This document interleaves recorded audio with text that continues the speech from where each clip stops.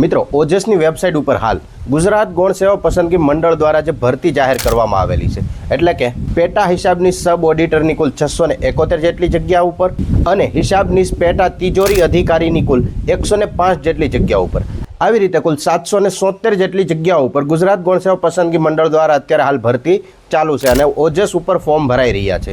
અને ફોર્મ ભરવાની છેલ્લી તારીખની વાત કરીએ તો 30 જૂન 2024 સુધીમાં તમે ઓનલાઈન અરજી કરી શકો છો.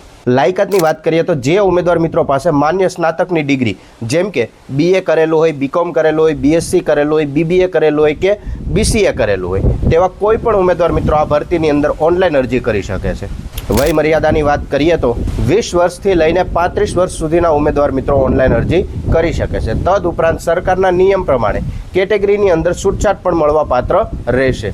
પગાર ધોરણની વાત કરીએ તો તેની સંપૂર્ણ વિગત તમે સ્ક્રીન ઉપર જોઈ શકો છો. તો ઓનલાઈન અરજી કરવા માટે જે ઓજસની ઓફિશિયલ વેબસાઇટ છે તેની મુલાકાત તમે લઈ શકો છો અથવા તમારા મિત્રો સુધી આ માહિતીને શેર કરી શકો છો.